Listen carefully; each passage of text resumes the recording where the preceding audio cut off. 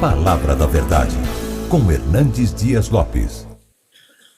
Meus amados, nós vamos abrir a palavra de Deus então, no livro de Gênesis, capítulo 4. Gênesis, capítulo 4.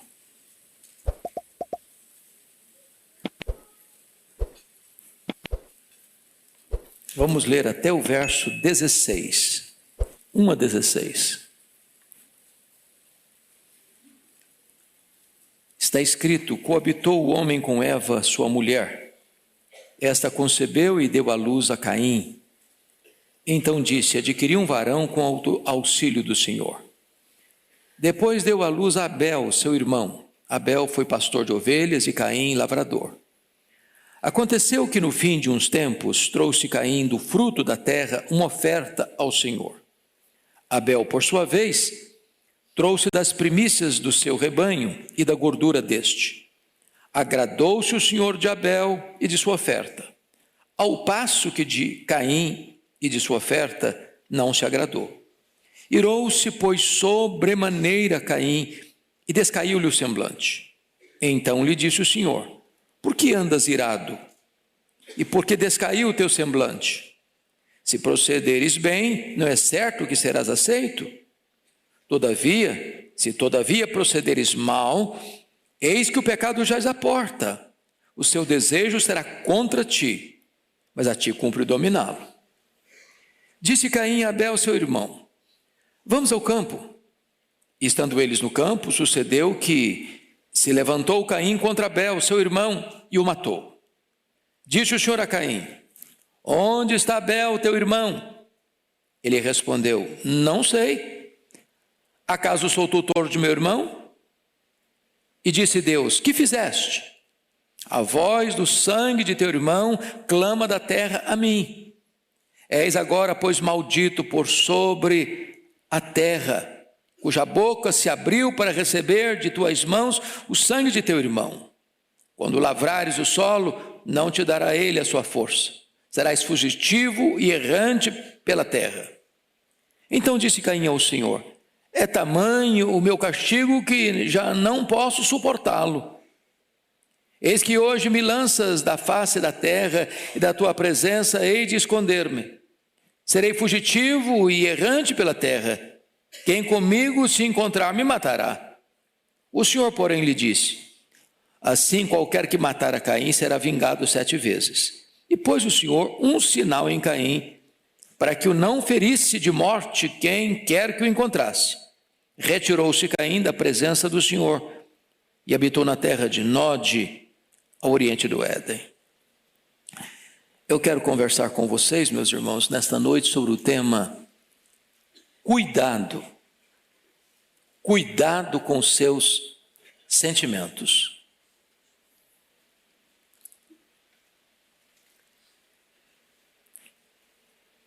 A família é o palco das nossas maiores alegrias, e a família é o palco das nossas maiores tristezas. É o cenário das nossas festas mais robustas, e também o território dos nossos dramas mais pesados. O nosso problema não é o outro. O nosso problema não está fora de nós. O nosso problema somos nós mesmos. E o nosso maior inimigo é aquele que nós vemos diante do espelho. No capítulo 3, Eva caiu e foi vencida pelo diabo. No capítulo 4, Caim é vencido pela carne. No capítulo 3, Eva é seduzida a pecar. No capítulo 4, Caim não aceitou ser dissuadido pelo pecado, nem mesmo por Deus. Não confessou o seu pecado, nem aceitou a disciplina divina. Então eu quero, olhando para esse texto, tratar deste tema: cuidado com seus sentimentos. Em primeiro lugar, esses sentimentos transpiram dentro da própria família. Vejam vocês que a família de Adão e Eva é uma prova irrefutável da malignidade do pecado, daquilo que os teólogos chamam de depravação total. O que nós falamos hoje? Talvez embarcando na ideia de John Locke, que o homem é uma tábua rasa, uma folha em branco, que o homem é produto do meio, que o homem é mau porque o meio o influenciou para tal. Mas convenhamos, o problema de Caim, o lar de Abel, o lar de Adão e Eva, não tinha influência externa. Não tinha. Não tinha violência. Não tinha tráfico de drogas. Não tinha injustiça social. Não tinha descalabro dos costumes. Adão e Eva não tinham avós. Não tinham tios, não tinham primos. Não tinham amigos. Não tinha sogra. Não tinha cunhado. Não tinha poluição, não tinha desemprego, não tinha violência urbana, não tinha promiscuidade da sociedade. O pecado não estava do lado de fora, o pecado estava dentro do coração de Caim. Às vezes nós queremos culpar.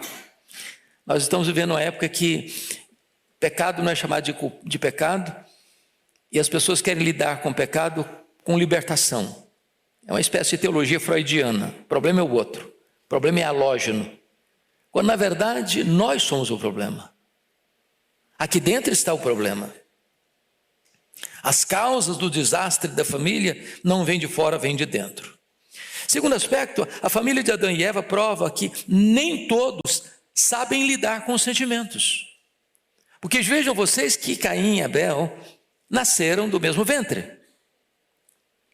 Beberam do mesmo leite, foram instruídos pelos mesmos pais, nas mesmas circunstâncias.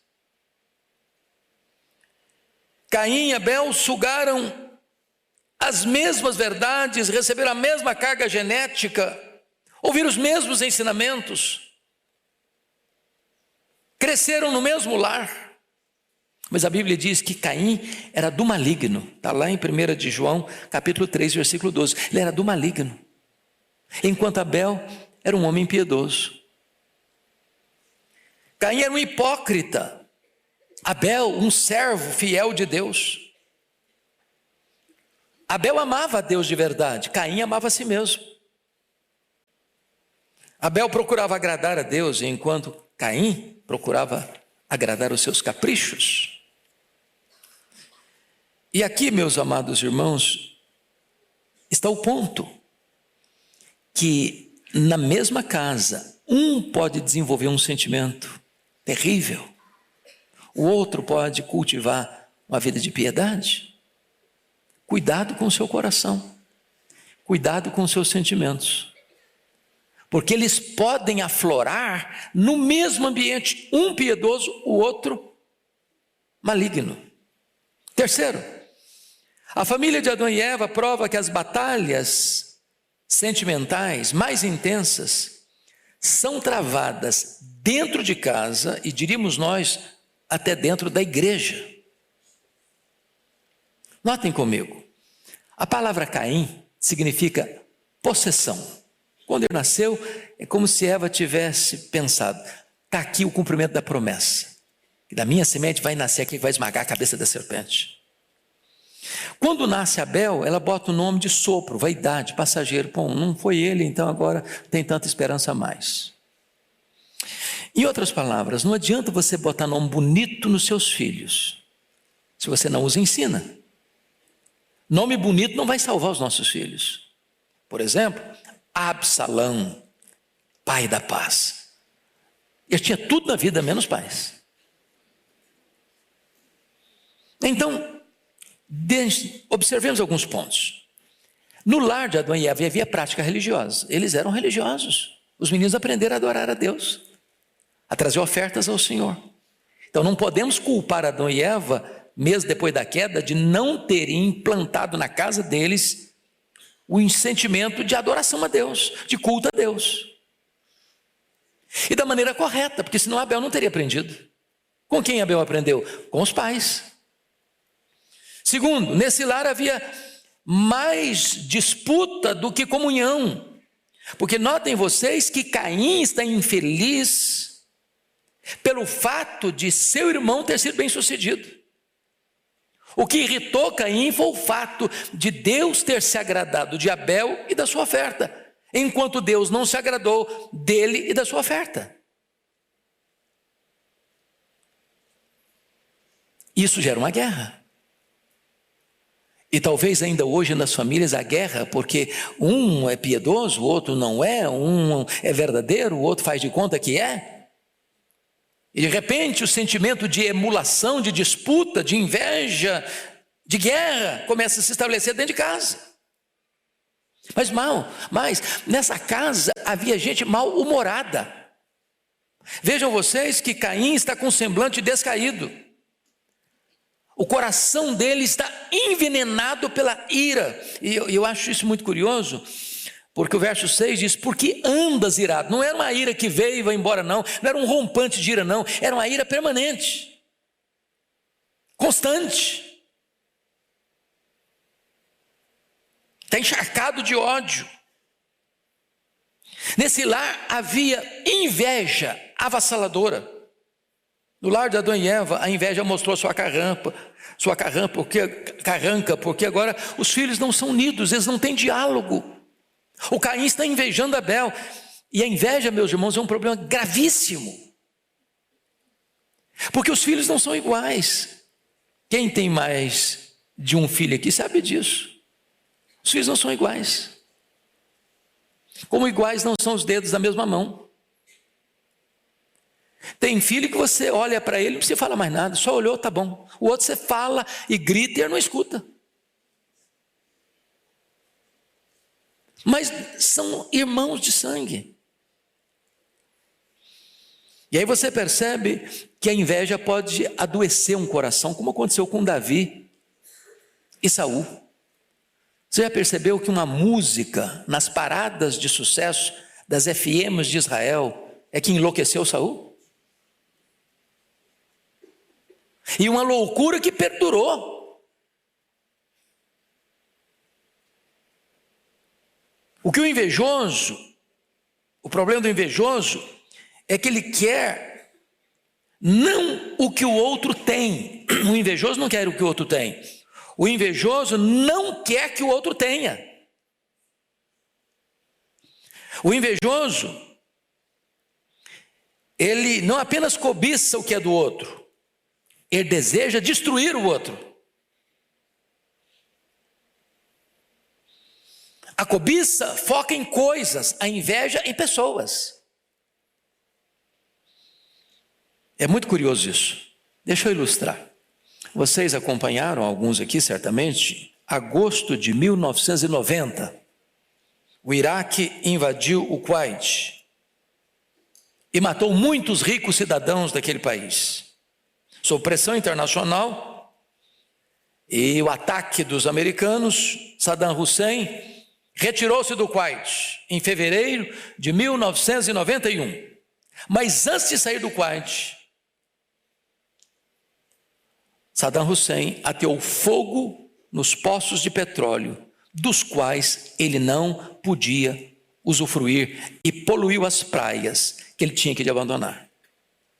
Não basta sair, eu tenho que destruir, porque eu não me contento em ter o que você tem, eu não quero que você tenha nada. Esse é o espírito de Caim. Agora, se você pensa que Caim está a 6.000 anos de nós, o Caim não só está entre nós, o Caim está dentro de nós. Cuidado com seus sentimentos. Segundo ponto que eu quero destacar é que os sentimentos, eles transpiram até mesmo na adoração a Deus. Isso é dramático e triste, porque adorar a Deus foi a razão pela qual nós fomos criados, não é isso? Essa é a primeira pergunta do nosso catecismo. Qual o fim principal do homem? O fim principal do homem é glorificar a Deus e gozá-lo para sempre. Então você foi criado para adorar a Deus.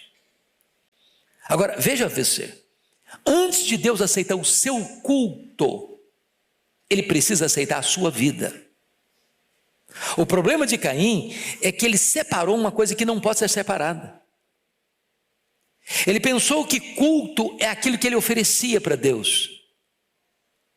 Mas em vez de trazer a vida para o altar, ele trouxe a oferta. E como a vida não estava certa, Deus rejeitou a oferta. Porque a Escritura diz com toda a total clareza, olha comigo por gentileza, versículo de número 4. Abel, por sua vez, trouxe das primícias do seu rebanho e da gordura deste, agradou-se o Senhor de Abel e da sua oferta. Não diz que Deus se agradou da oferta e de Abel, Deus se agradou de Abel e da oferta. Porque a vida precede a oferta, a vida é a base da oferta, a vida referenda a oferta, a vida é o avalista da oferta. Agora notem, na mesma toada, o texto vai nos dizer no versículo 5, ao passo que de Caim e de sua oferta não se agradou. Por que Deus não agradou da oferta? Em primeiro lugar, porque Deus não agradou do ofertante. Em outras palavras, Deus está mais interessado em quem nós somos do que no que nós fazemos. Vida com Deus precede trabalho para Deus. A oferta que Deus agrada é a nossa própria vida. Por isso Paulo, escrevendo aos Romanos, disse, não vos conformeis com este século, mas transformai-vos pela renovação da vossa mente. E ele mostra a necessidade de você oferecer o seu corpo como sacrifício vivo, santo e agradável a Deus. Agora, por que Deus não aceitou Caim?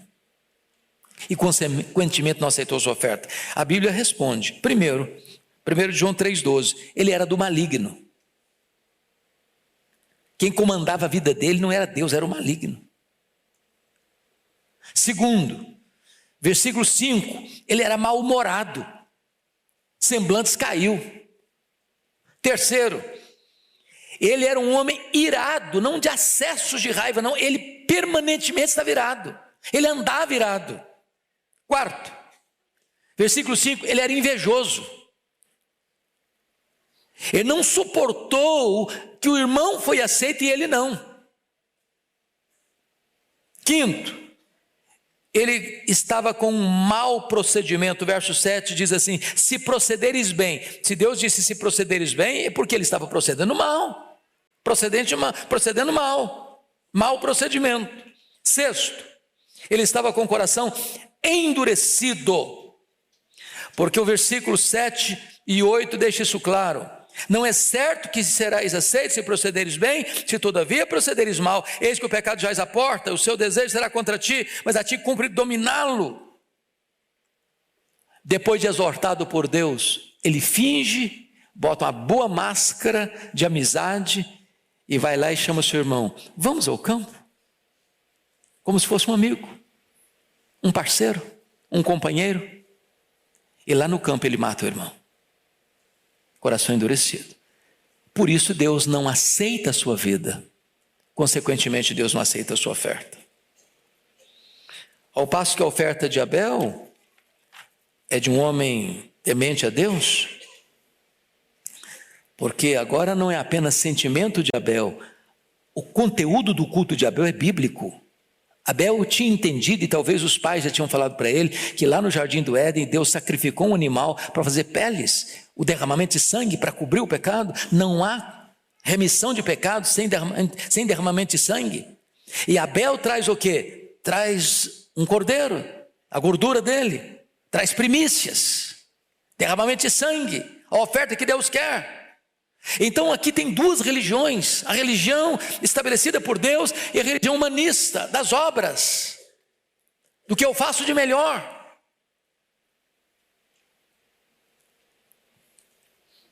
A oferta de Abel era apropriada, porque a oferta de Abel tipificava o sacrifício de Cristo, enquanto a de Caim tipificava os melhores esforços humanos, mérito humano. E a Bíblia diz que o culto tem que ter duas características. Ele tem que ser em espírito, ele tem que ser em verdade. Em outras palavras, ele tem que ser sincero e ele tem que ser bíblico. O culto é bíblico ou é anátema.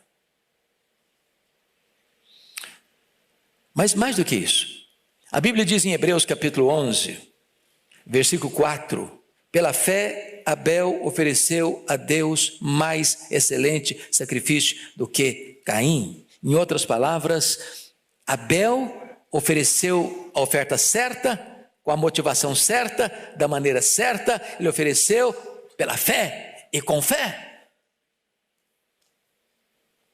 A religião do Abel é a religião verdadeira, estabelecida por Deus. O culto que ele prestou é o culto prescrito por Deus. Nós não temos o direito de cultuar a Deus do nosso jeito, da nossa maneira, com as nossas inovações. Deus requer ser adorado do jeito que Ele mesmo estabeleceu em sua palavra que deva ser adorado. Mas Caim nada fez disso. A religião dele é a religião da perseguição e do ódio. Vamos ao terceiro ponto da mensagem. Cuidado com seus sentimentos, porque eles se agravam e muito quando você despreza as advertências de Deus. Irmãos, convenhamos, se existe um povo que conhece as advertências de Deus, somos nós. Temos a Bíblia, temos acesso às informações bíblicas. Se você é um assíduo frequentador dessa igreja, essa igreja tem 5 atividades de ensino da Bíblia todo domingo. Como o pastor Erival diz, é quase um posto Ipiranga, todo dia está aberto, todo dia tem atividade. Então ninguém pode alegar, eu não sabia, que pena, eu não sabia. Somos advertidos, somos instruídos. Mas vejamos, Caim é chamado ao arrependimento, mas ele endurece o coração. Leia comigo mais uma vez, versículos 6 e 7. Toda a igreja em voz alta, por favor, 6 e 7, vamos juntos. Então lhe disse o Senhor: por que andas irado? E por que descaiu o teu semblante? Se procederes bem, não é certo que serás aceito? Se todavia procederes mal, eis que o pecado jaz à porta. O seu desejo será contra ti, mas a ti cumpre dominá-lo. Então veja bem que Deus está apelando para ele no campo da razão. Ô Caim, você não está procedendo bem? Ô Caim, muda a sua vida. Muda, Caim. Se você proceder bem, se você me obedecer, se você fizer do jeito que eu quero, se a sua vida for corrigida, se a sua oferta for corrigida, você vai ser aceito também, Caim. Eu quero aceitar você, mas tem que ser do meu jeito, Caim. Ele foi exortado, Deus avisou, Deus advertiu, e Deus adverte a você e a mim também. Deus coloca outdoors, Deus coloca placas, Deus coloca placas de neon, para a gente olhar, observar, olha, não é desse jeito, não é dessa maneira, não é por esse caminho, não é dessa forma. Meu filho, corrija a sua vida, corrija a sua rota, corrija a sua conduta, cuidado. Faça o que é certo, fuja, meu filho, fuja do pecado. O pecado é uma serpente que está de bote armado para te pegar. Convenhamos, nós somos fracos, muito fracos. Mas o Senhor disse para ele: olha, meu filho, você fique esperto, porque o pecado jaz à porta, está aí de bote armado. E você sabe qual o pecado que anda de bote armado para te pegar? Você sabe. A zona de perigo, a área de perigo que você vive, e que basta um passo só adiante e você é picado por essa víbora, a antiga serpente. Cuidado.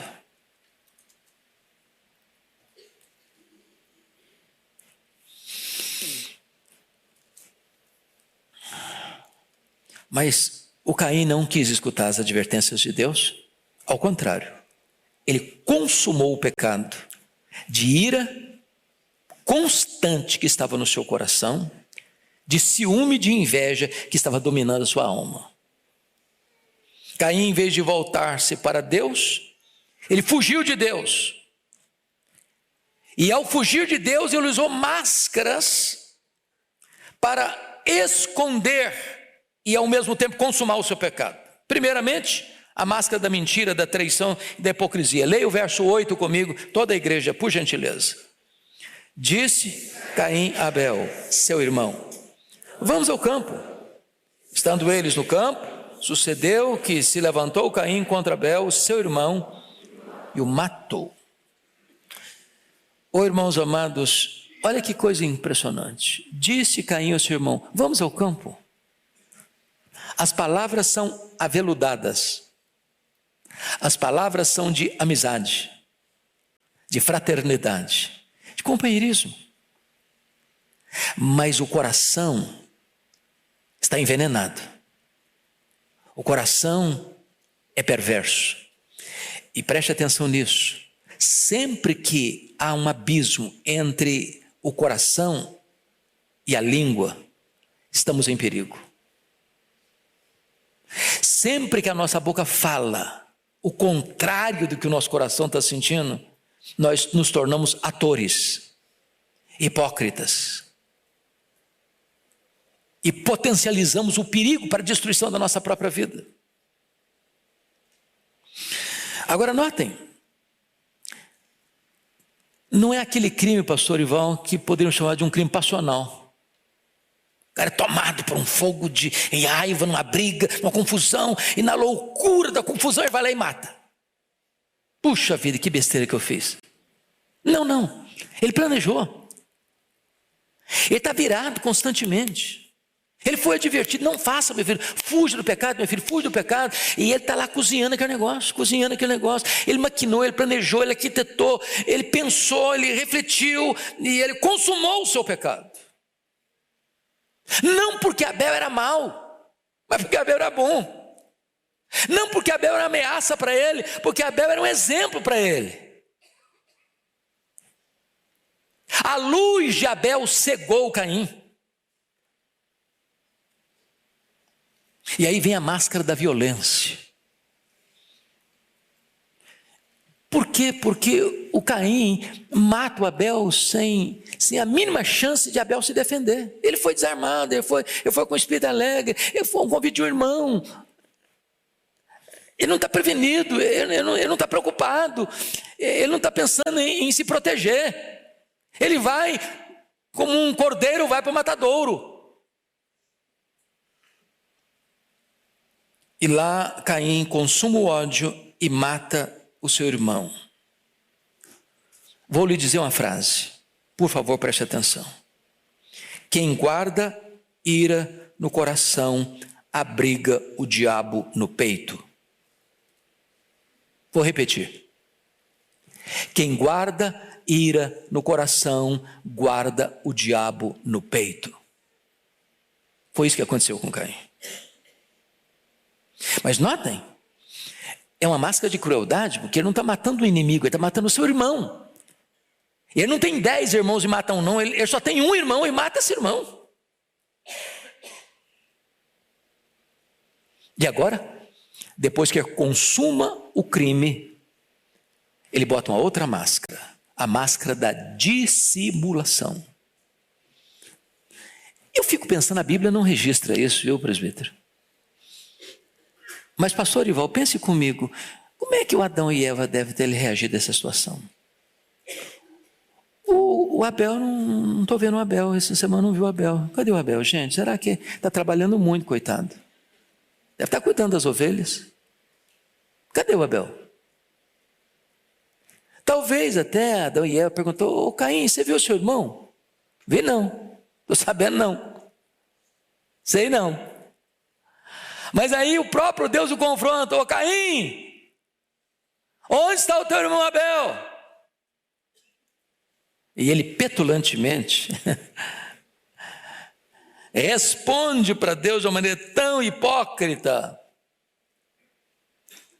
E responde assim: não sei. Olha o mentiroso aí. E responde mais: acaso sou eu tutor de meu irmão? Sou porventura responsável pelo meu irmão? Sou tomador de conta dele?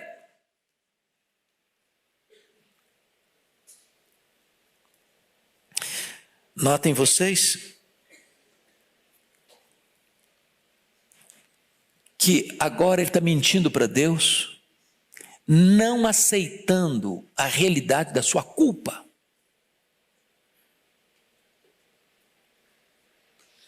Agora, eu pergunto a vocês, tem como a gente dar desculpa para Deus? Sei não, sabe sim senhor. Só porventura tutor do meu irmão? Você não é só tutor não, você é assassino do seu irmão. E tem mais, o sangue do seu irmão está clamando.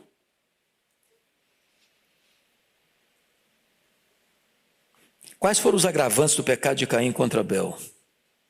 Ele matou seu próprio irmão, a quem ele devia proteger. Ele era o mais velho, ele era tutor, sim, era responsável.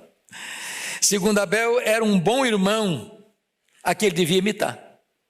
Terceiro, Deus o dissuadiu para não cometer o crime.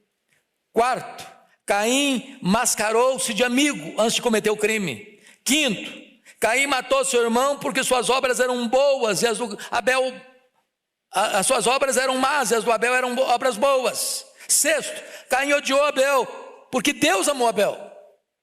Eu acho que se fosse um tribunal de júri, o advogado de acusação e o promotor, acusando Caim, levantaria todos esses agravantes para aumentar a pena dele, para condená-lo, sem desculpas. O nosso pecado não tem desculpa. Cuidado com seus sentimentos. Mas, em último lugar, os sentimentos, preste atenção nisso, ao serem consumados, eles não ficam ocultos e mais, eles passam para as futuras gerações. Então vamos ver isso. Notem vocês que o pecado dele foi descoberto e descoberto por Deus. Não tinha testemunha. Diríamos nós hoje, crime perfeito. Apagou as evidências. Sumiu o Abel. Já que o mundo já estava sob o efeito do pecado, depois uma besta fera o comeu. Desapareceu do mapa. Ninguém viu. Não tinha testemunho ocular. Tinha um bom álibi. Ninguém viu. Não teve câmera filmando. Não foi flagrado no erro por nenhum ser humano como testemunha. Mas Deus viu. Como Deus viu Adão e Eva lá no Éden. Como Deus viu Acã roubando a barra de ouro lá em Jericó. Como Deus viu Davi na câmara do adultério com Batseba. Como Deus viu Ananias e Safira mentindo ao Espírito Santo. Como Deus vê você e eu todo dia. E aí o que vem? A maldição do pecado. Como um peso terrível ao transgressor. Veja comigo, por gentileza, o que Deus vai dizer sobre ele no versículo 11 e 12. Leia comigo, toda a igreja, por favor. Vamos juntos? És agora, pois, maldito por sobre a terra, cuja boca se abriu para receber de tuas mãos o sangue de teu irmão. Quando lavrares o solo, não te dará ele a sua força. Serás fugitivo e errante pela terra. Não é brincadeira ter esse nome, né? Lembra que quando houve a queda lá no Éden, Deus disse, maldita serpente. Deus não disse maldita mulher, mas disse, no meio de dor darás filhos. Aí Deus diz, maldita é a terra por tua causa, Adão. Mas agora Deus está dizendo para o Caim, tu és maldito. Já pensou? Uma marca dessa? Maldito. Aí Deus está dizendo mais, que onde ele plantasse, ele era lavrador, lavrador planta e colhe, a terra não seria favorável a ele.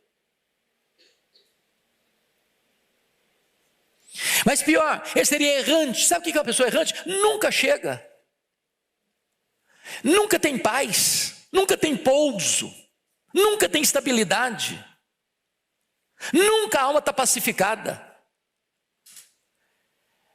Assim como a ira dele era constante, a angústia dele será constante. A paga do pecado, terrível. Agora, versículo 12. Veja você que ele é um homem desinstalado, ele está fugitivo. Agora, notem comigo a reação dele. Irmãos, isso aqui é triste demais. Olha o verso 13, leia toda a igreja comigo o verso 13, por favor. Então, disse Caim ao Senhor, é tamanho o meu castigo, já não posso suportá-lo. Qual o problema do Caim aqui? O problema do Caim aqui é que ele não se arrepende. Ele está com muito pesar, não é porque ele cometeu um crime, cometeu um pecado, matou o irmão. Ele está com muito pesar, ele está muito triste. Por quê? Porque ele acha que a penalidade sobre ele foi grande demais.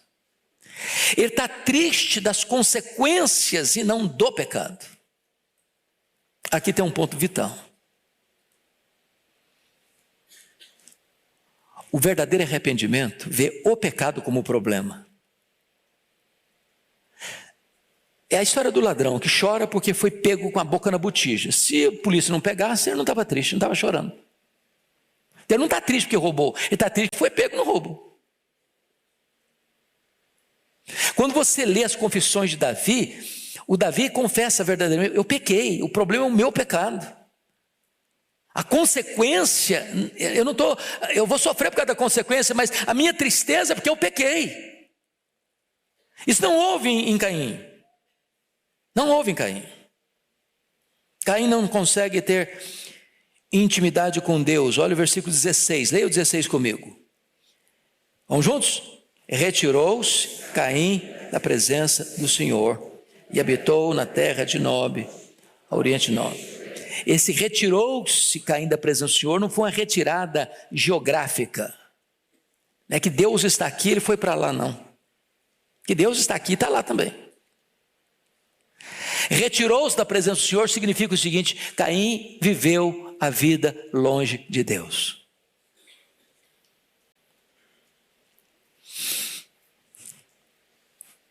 Meus irmãos, a situação se agrava um pouco mais agora,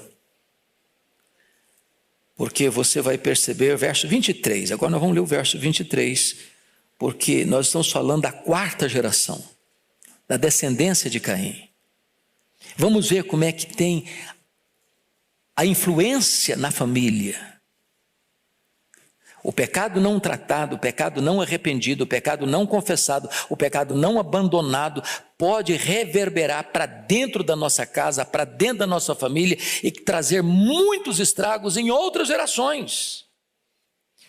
Então, leia comigo o verso 23, por gentileza, toda a igreja. E disse Lameque às suas esposas, Ada e Zilá, ouvi-me, vós mulheres de Lameque, escutai o que passa a dizer-vos. Matei um homem porque ele me feriu, e um rapaz porque me pisou. Só até aqui. Agora preste atenção. Descendente de Caim começa com a bigamia, e daí vai desembocar em poligamia, e vocês conhecem a história dos desastres que é o abandono do princípio de Deus da monogamia para bigamia e poligamia. Segundo, Lameque vai se tornar um homem tão violento quanto Caim. Matei um homem porque ele me feriu. Comigo, se me ferir, vou pagar na mesma moeda. Um rapaz porque me pisou, ou seja, o camarada não mata um só não, mata outro. O assassinato vai se tornar uma coisa comum dentro da família de Caim.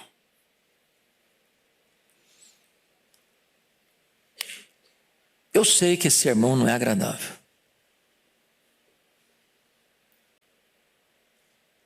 E eu nem quero receber um tapinha nas costas no final do culto. Tem hora que o remédio é amargo mesmo, não tem jeito. Porque se você pensa que o problema é o Caim, o problema é o Caim que você vê quando você se olha no espelho. Caim escutou as verdades que Abel escutou. Caim foi prestar culto a Deus. Caim ouviu a palavra de Deus. Caim escutou as advertências de Deus. Mas Caim não se arrependeu. Agora, você e eu, hoje, temos a oportunidade de ouvir e de nos arrependermos.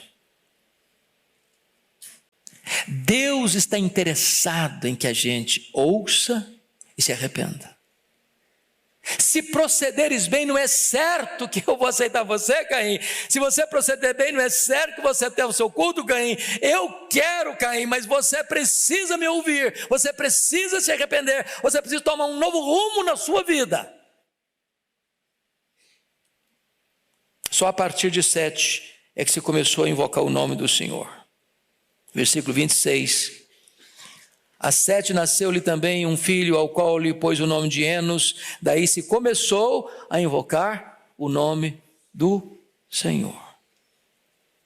Então, pergunta para você e para o meu coração: como será a nossa descendência? Como serão os nossos filhos, os nossos netos, os nossos bisnetos, os nossos tetranetos? Como serão? Se depender de quem somos hoje, como eles serão? Meu desejo é que a gente possa ser dessa descendência, descendente de 7. Gente que vai andar com Deus. Gente que vai ser uma bênção na história. Gente que vai escrevendo a história da redenção. Gente que por onde passa vai aspergindo o perfume de Cristo. Por onde passa vai espargindo a luz de Cristo. Por onde passa vai aspergindo e espalhando a bênção do Evangelho de Cristo. A transformação da glória de Deus na nossa vida e na nossa descendência. Mas o alerta está feito. Cuidado com seus sentimentos. Curva sua fronte. Vamos orar.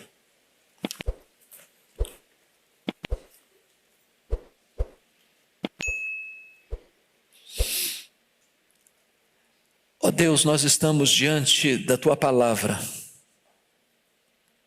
que nos ensina, que nos exorta, que nos admoesta, que nos adverte.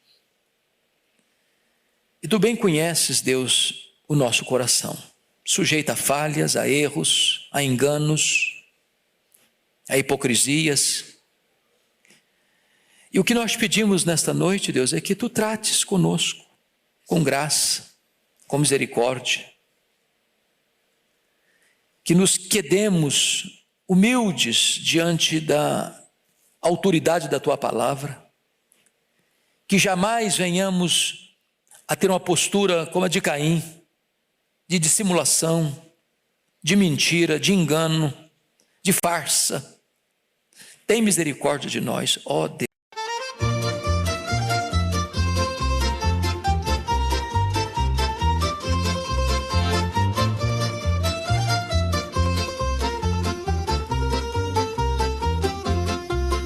Una barca di carta, che l'acqua che c'è dentro è tutta. Non c'è vento,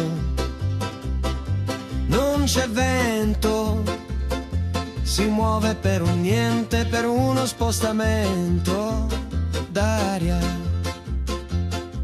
Il vecchio Paolo ci prendeva in giro, mi cantava che lui la guerra la fa tutti i giorni e mai nessuno gliela dichiara.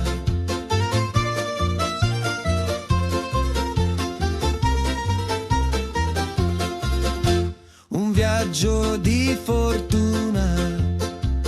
Non si è mai pronti quando arriva. Non c'è scelta, non c'è scelta, l'anima si arrende, lo stomaco si chiude a tutto. Il vecchio Paolo ci prendeva in giro, mi cantava che lui la guerra la fa tutti i giorni e mai nessuno gliela dichiara.